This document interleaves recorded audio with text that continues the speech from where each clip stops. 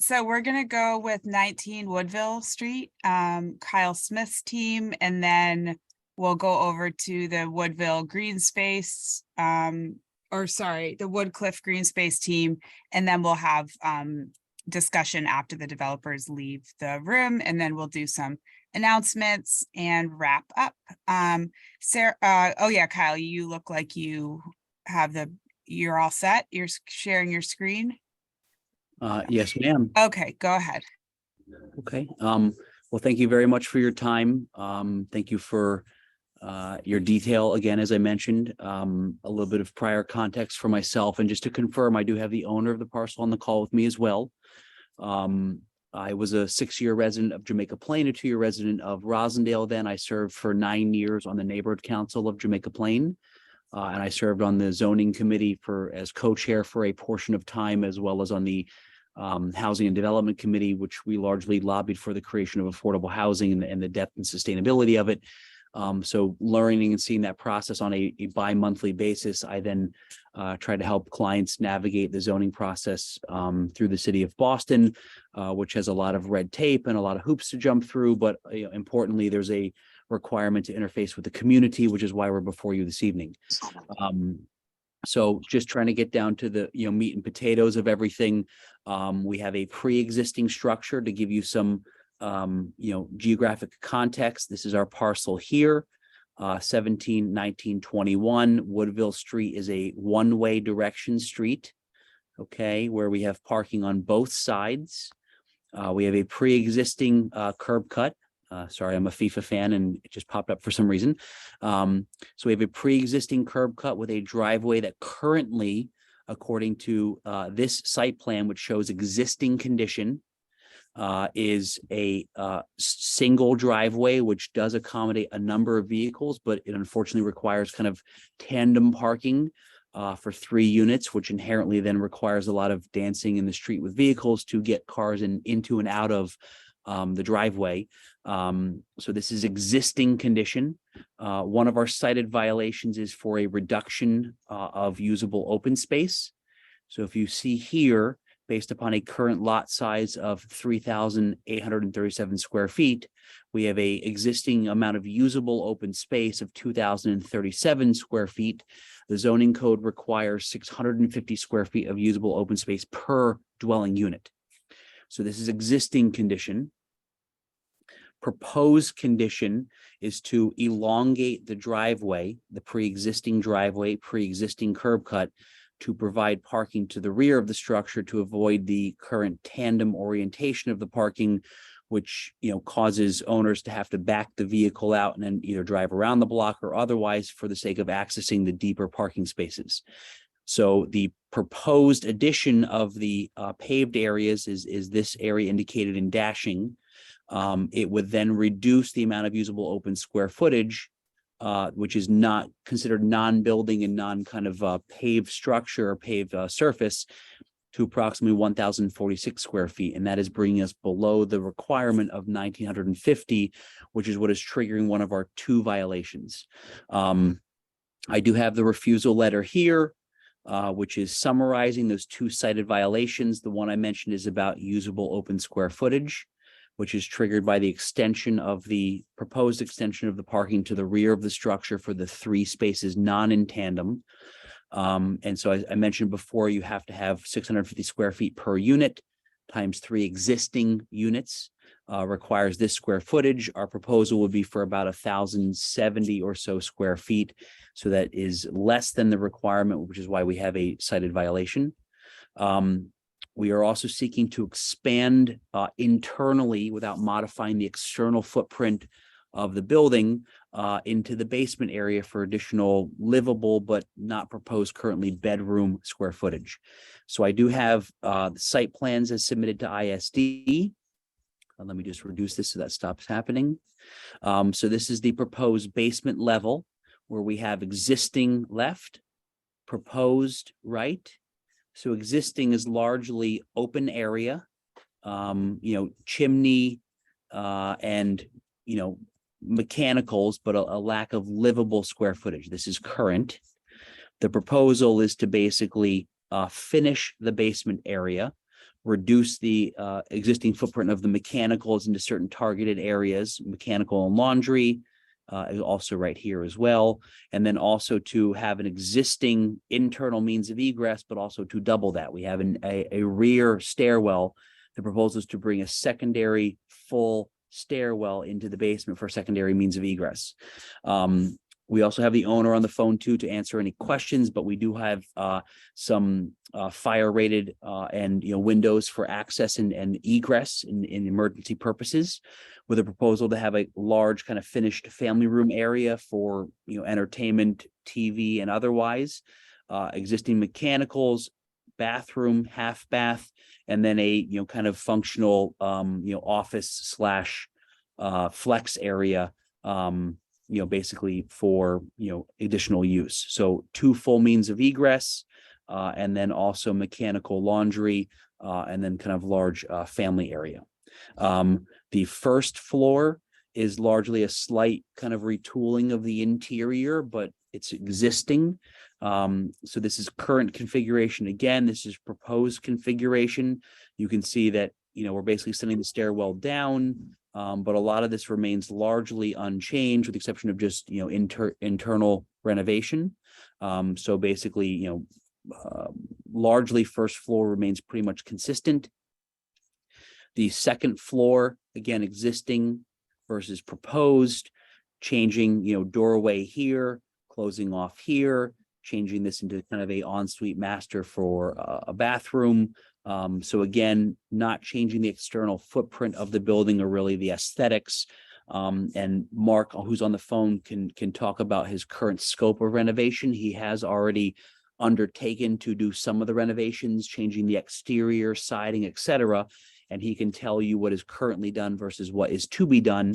But the function of the meeting tonight and the process in interfacing with the city is to discuss those things that have caused the zoning violation, which is the proposed additional square footage in the basement, and also the extension of the current driveway to the rear. And that is the sole function and purpose why we are before you this evening. We did have an abutters meeting previously overseen by ONS. We did obtain flyering requirements. I do have a certificate of mailing proving that we gave proper notice by mailing to everybody on the distribution list. It was very lately attended. We do currently have 11 letters of support. From my prior, serving on the neighborhood council in Jamaica Plain and helping with clients through this process. While I can't guarantee it is this case, usually if we have light attendance, it's because people are either in support of or not opposed to or relatively apathetic about a project. So I'm hoping that our relatively lightly attended abutter meeting and current letters of support are indicative of the fact that we do have general support or non-opposition from the immediate neighborhood. So with all that being said, I'm happy to turn it over to the owner if you have specific questions about current conditions and otherwise, but we'd love to answer any questions that you might have. Thank you, Kyle. This is Marcos, and I'm trying to figure out, are you converting a triple decker into three separate units? Is that what's happening? Can you just elaborate on that? I guess just to clarify, it is the current condition and identified occupancy of the structure by the city of Boston is 3 units. Do you mean take from a 3-family multifamily and turn it into condos?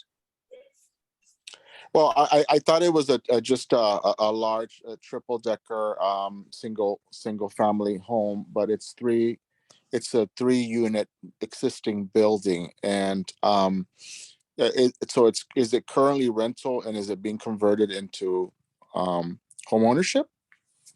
It is currently rental. There are currently tenants occupying them. I'm just trying to quickly search to show you 19 Woodville. This is not the end all be all, but from the city's assessing website, we do have this identified as a 3-family. So it is currently a 3-family, at least as for taxing purposes. It's ISD that ultimately controls, but it is currently rental. This process has taken us a little bit of time to get to where we are before you. I did speak with the owner today. The current and foreseeable intent in the future is to maintain this as rentals. There's always the possibility to convert in the future to home ownership opportunity, but the present use and the future intent is to maintain as rental. What are the so on the I had a question also about your basement plans, because I thought I heard you say that the plan was not to have um living space, or I guess bedrooms, but it showed that there was a bedroom down in the basement. I believe, yes, these plans have been updated, not in layout, but we have identified the current use of this as office. So I don't know why this keeps popping up. Yeah, so the intent is definitely to have livable square footage, but livable square footage exists for entertainment and otherwise. So the current plans before ISD have updated this to office, which is its current use Great. and intended use. Okay, I'm gonna stop there, and then I know Jose has raised his hand. So Jose, you wanna unmute Yeah, yourself? apologize for my voice. I have cold. But I think I'm not sure. I heard it's a 3-unit, 3-family. I hope it's not gonna be converted into 3 or 4 condos. I hope that's because that's our big dilemma that we have in this community. I hope, can you clarify that? Sure. I'm also, Mark can also as owner hop in too. The current use is as rental. In questioning Mark today, the intended future use is also as rental. Legally, as I'm sure you know, there's no preclusion to the conversion process and selling as condos. But in full disclosure, at least as I've been told today, the intent is to have them be maintained as rentals. I know that's the big issue that we are having in this community. People coming, buying our 3-family, which is very affordable, convert them into 3 condos, sell them for $600,000, $800,000 for people that don't live here, and kick us out of the community.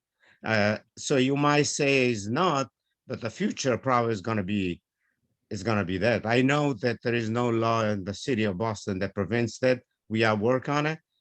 But unfortunately, that's what is happening right now. So it's just a concern. Also, another thing, I think you mentioned that Woodville is a 2-way street. Single direction, sir. Okay. Yeah, single direction. Yeah. Okay. Thank you. Thanks, Jose. Christine, I know you have your hand up, so you want to unmute? Hi, good evening, everyone. Chris O'Keefe from the City of Boston Mayor's Office of Housing. I just want to follow up with the other members had just talked about. Kyle, so does the owner live in the building right now?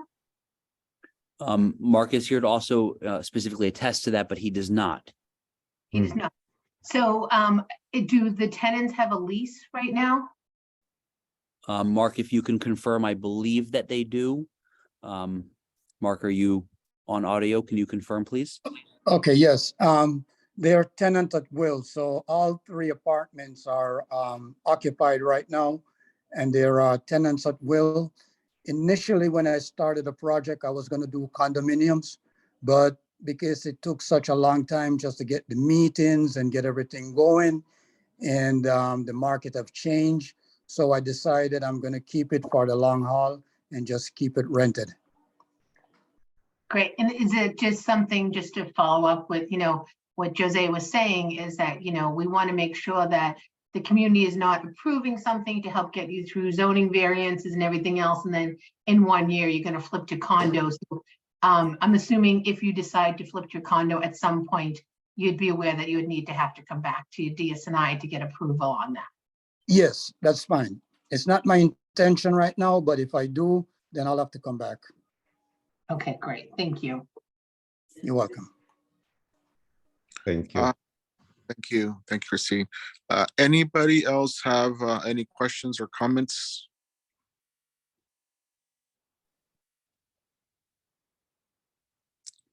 I know that okay, Sharon, yes. Hi, folks. This is Sharon. Put my screen on with DSNI. Thank you for this presentation. I understand that the intent is to maintain this property as rental units, and you had mentioned that currently the 3 units are occupied by tenants at will. Is the intention to keep those tenants?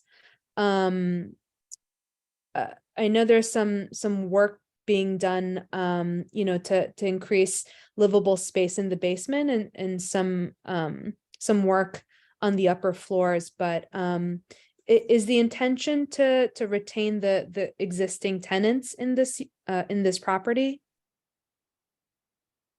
Yes, that's the intent, to keep the tenants and the first, second, and third floor units. They were basically put back together, pre-existing with some minor changes. The basement is just extending the living area for the first floor to create an additional bathroom and make a living, an open area as a family room and an office. And I think just to, kind of recap on that too, but the renovation work that would be contemplated or could be done has been done as far as it relates to the current interiors for units 1, 2, and 3. The only potential, displacement or issue would be in the renovation work to be conducted in the basement, which would have an effect on the first floor unit only as opposed to 2 and 3. So the work to be done wouldn't require any type of potential conflict with the current owners of units 2 and 3 at a minimum. The hope is to maintain them with as little noise and disruption as possible. Thank you. Kyle, I wanted to ask a question about the green space, and I know that's one of the variances, the accessible open space. If you move forward with your proposed sort of parking spaces, are you open to considering some of the current options for I guess increasing or maintaining some of that green space or the aspects of that area, perhaps considering some permeable pavement as opposed to just straight out blacktop. Are there any such measures being considered for that space in the back?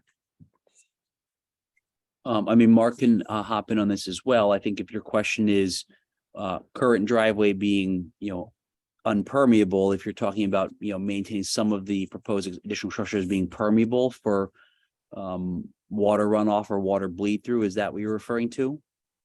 Yeah, because you're currently, I'm assuming it's a grassy area or landscaped area in the back, but you're going to create the parking spaces in the back, right?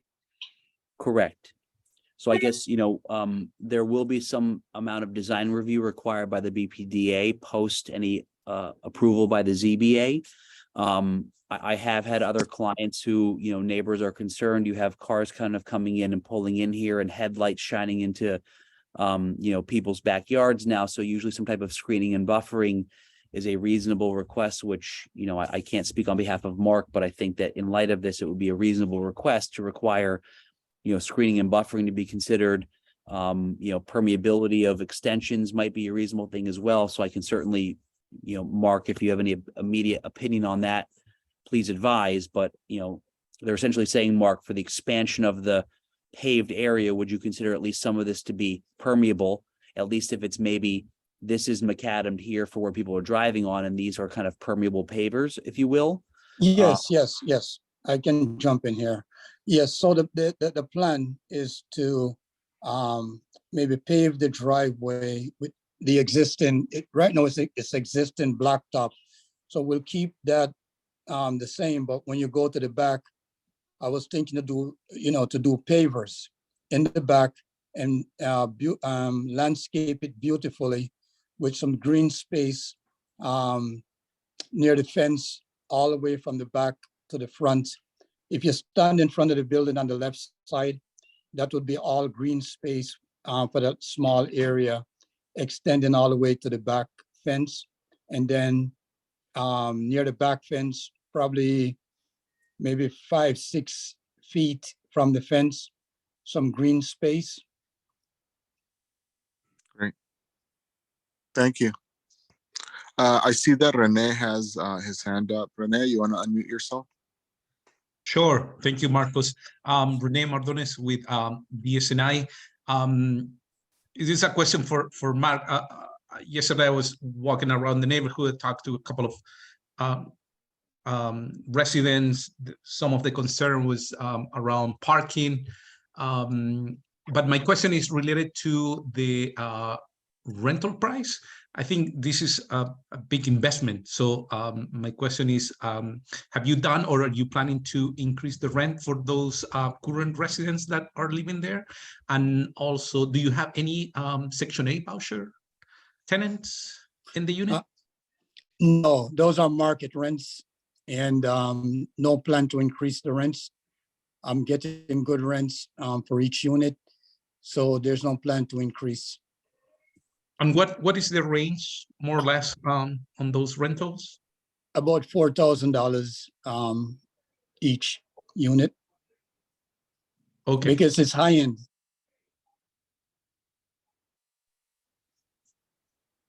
Can you hear me? Yes, yes. Thank you. Yes. I think that how are we doing on time, Minnie? I don't know if we have exhausted the 15 minutes probably. Yeah, I mean, I think if there are last questions or comments, that's fine. Then we can move along. Sure. Just one recommendation to the DSNI. If you can take notes of these promises, because we had some developers that promised they come with a plan to build, to provide parking space, but then after there is no inspection from the city, so they get away with it.